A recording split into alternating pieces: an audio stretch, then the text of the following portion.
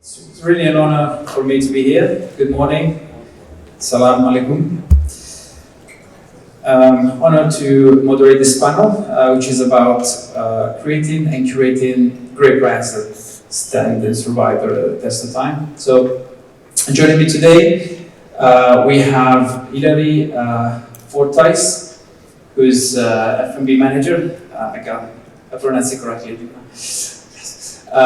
So she's an F&B manager for Accor hotels. She has a huge region, Africa, India, of course, the Middle East, and Turkey. And also have Rohit Sachdev, who's the founder and CEO of Soho Hospitality, which provides interior design and F&B consultancy services here in Europe, in Asia, of course, again in the Middle East. And also is an operator of 5 lifestyle concepts.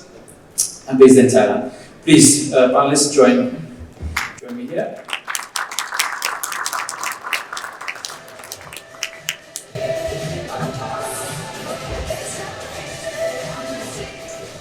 Yes. Oh. Okay. All right. We got our first step right. So, first question I have for you guys is, a very big question, $1 million question, you would say. So, how do you define a great concept? How do you define that great in concept? So, a great concept calls for, in the post-pandemic, revised, new and improved F&B playbook. It calls for operators to become master storytellers. The COVID pandemic set a reset button on the industry.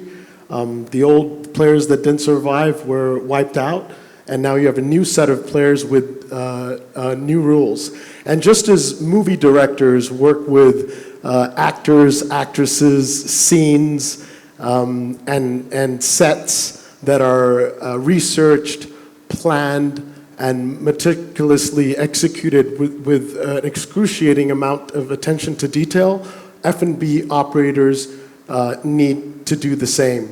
A great concept is a sum of all of its parts, and by that I don't mean just interior design alone. A lot of times we tend to focus only on interior design, but there are a lot of other important components that make a concept come to life.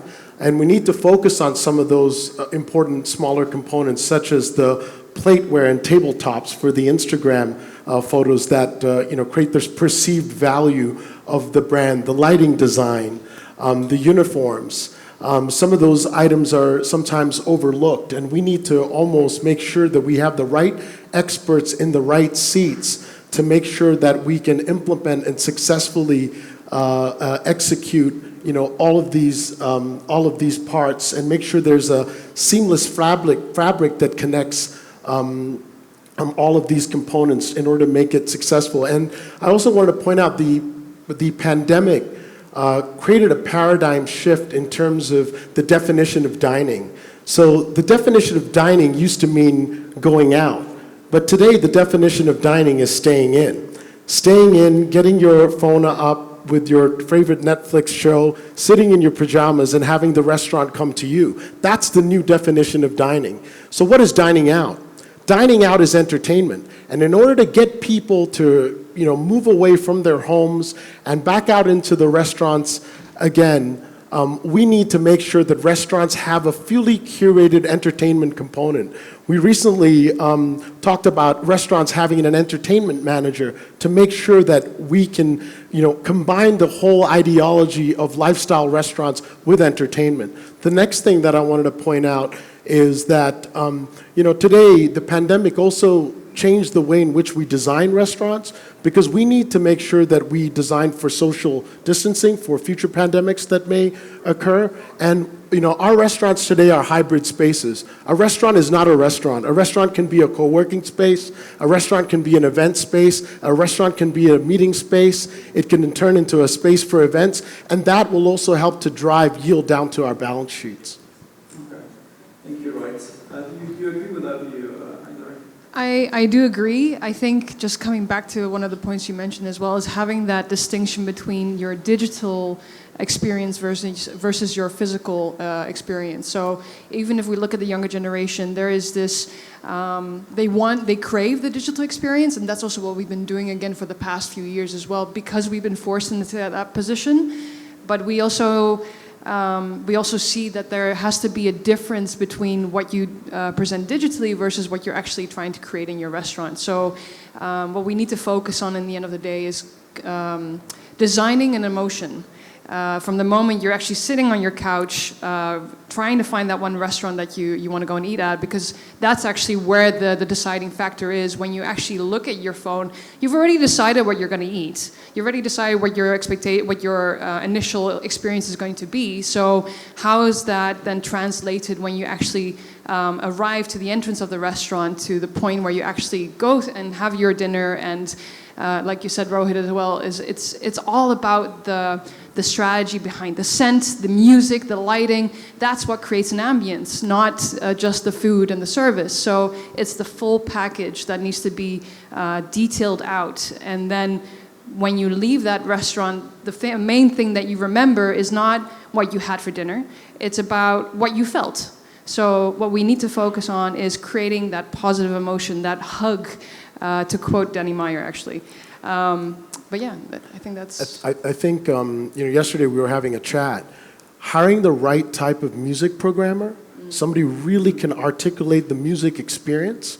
We were talking about how these new programs and technologies can even control the how loud it is based on the capacity of the restaurants. If you work with a good, and a music programmer actually understands what he's doing, you can improve yields by up to 10%. So that's super important. And I think really good point Hilari made about the digital world. The digital marketing activation is as important as the hardware. And the digital marketing activation creates the perceived value of that brand, which entices people to want to go and to try and then to buy. And I'm dating a much younger woman, same age bracket, but somebody who's much younger. And I went to a restaurant with her recently, and she asked the waiter for something that wasn't on the menu. And I looked at her and I was like, we've never been here before. How did you know that they used to have this on the menu? And she actually goes and looks at photos of the food, and I never do that. I'm in my 40s. That's not how I look at dining. But, there is a very, very important connectivity between the digital worlds and the physical worlds. And if we do not make that seamless connectivity, you will not survive.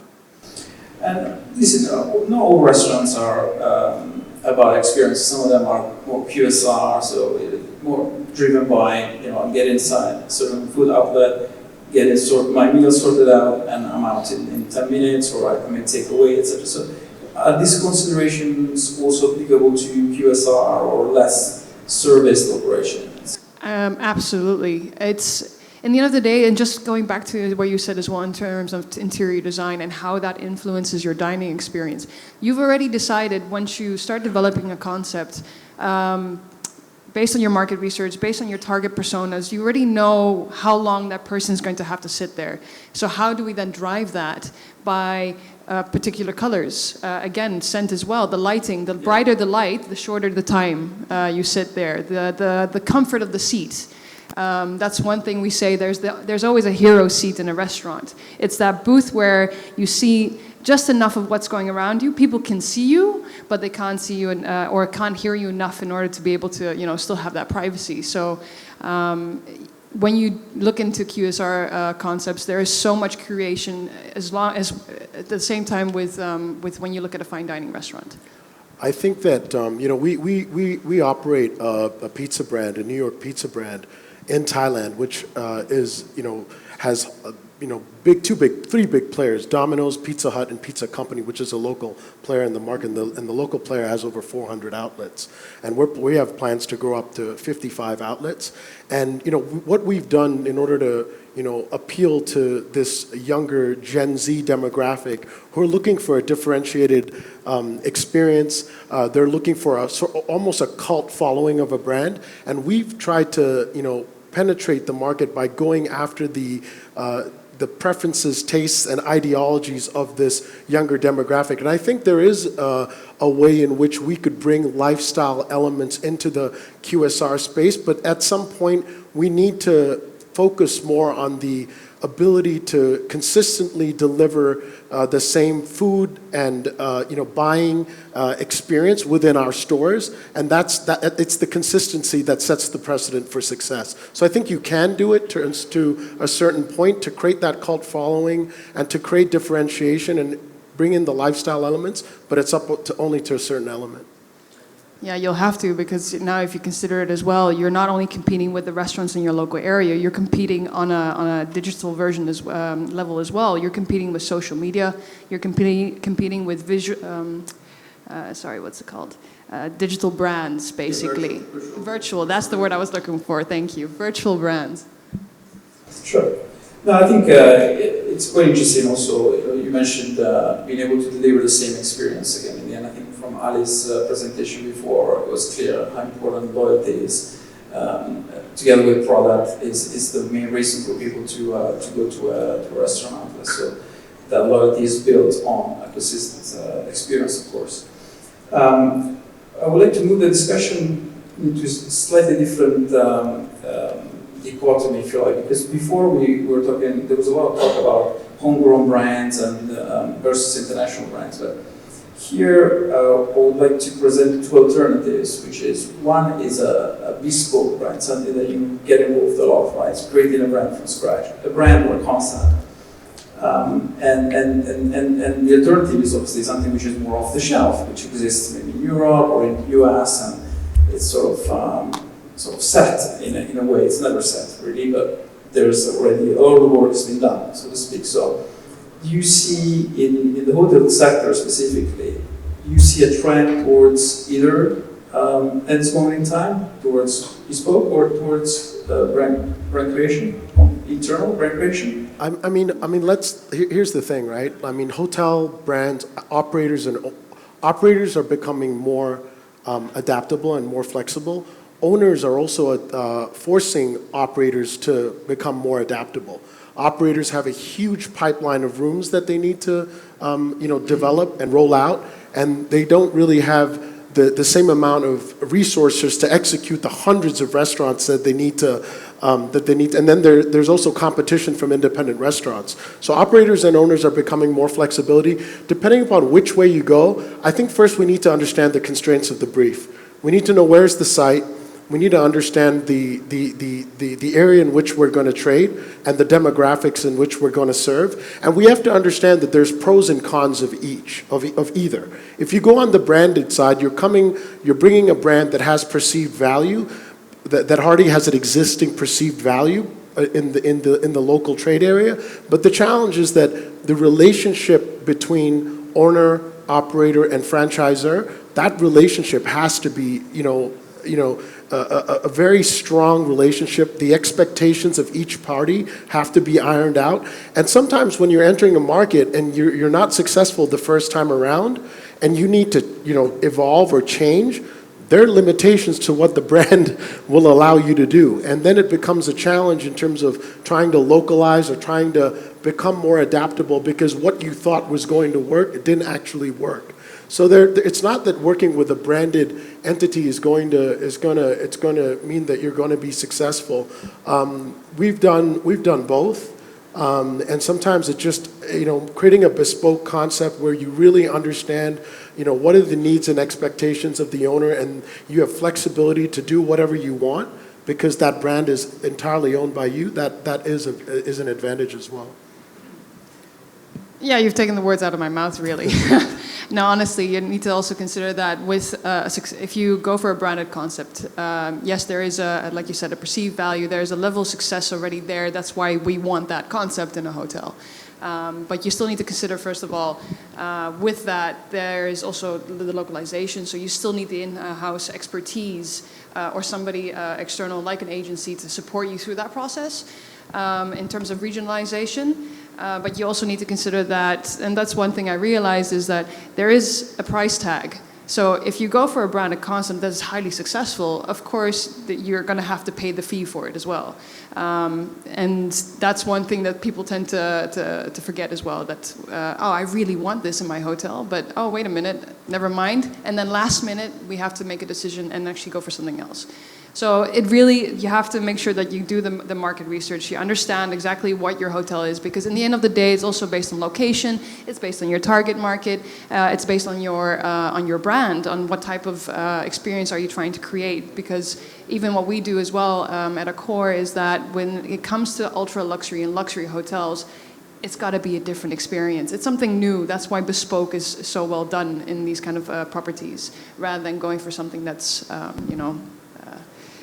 branded in this case. But it depends also on the number of venues that you have. I also think that the pandemic was actually, of course, we all struggled because of the pandemic, but the pandemic gave the hotel operators time to look into their internal organs, restructure their teams, relook at how they want to approach F&B. This was already happening before the pandemic, but there was a lot of things that allowed them to accelerate their progress. And I think that over the next 5 years, I see Emma, and she's always posting some amazing stuff that her teams are doing. And I think that, the Hiltons, the Marriotts, and the big brands, you're going to see a comeback in terms of the restaurants that they're going to, and these restaurants are going to, be great for their owners, because they're going to drive yield right down to the balance sheet. And we've seen that in several projects that we've worked in, where the restaurants are making more money than the rooms. And when you do that, it's exceptional. The type of what actually goes down to the balance sheet. That's what you want, actually. In the end of the day, you want the restaurant to drive the business, not the hotel, because the hotel, that's your fixed cost, let's say, your fixed revenue. But when you talk about the restaurant itself or the bar, you can drive your revenues as much as you want, and that's the future. Ultimately, what we try and say as well, and the way we think about it is, or how I personally think about it, is that it's a restaurant with rooms on top. So if you have a late night, in the end of the day, you can still grab a room and have a good night's sleep, rather than taking a car somewhere and going back home. And also, the F&B business, as it relates to hotels or whatever it may be, we have to look at it not as an interior design project, but it's a return on investment driven initiative. And because at Soho Hospitality, because we also own and operate, and we also do interior design and consulting, we provide manning guidelines. We provide, we actually show our owners what type of yield and return on investment they can get out of their projects. And that's what owners are looking for today. They want to know that they're going to get a return on investment, not only from their rooms, but from their F&B outlets as well. And when it comes to conceptualizing and putting these concepts together, the new and revised F&B playbook calls for us to bring all of these important components: interior design, lighting design, brand development, food and beverage, mixology, tabletops, uniforms, and all these components together with the right experts in the right seats driving this agenda by design, not by default. That's where F&B is going today. And when you're curating different concepts for the same venue, what are the factors? What are factors to consider? Well, you need synergy. You need to make sure that it makes sense, not only from the surrounding area, the market, but also what's actually happening in your hotel. So you want them to complement each other. And think about the day parting strategy. So how do you want each space to be activated throughout the day, and ensure that you go for the resort type approach, where in the end of the day, the guest stays in your property the entire day, because they've got this great place that they can have breakfast at, a la carte. And then they can go and have lunch at whatever restaurant you have, and then end the night with a drink in your wonderful bar. So there has to be this thought through in terms of how do you want people to journey throughout the property. I think it's understanding the trade area.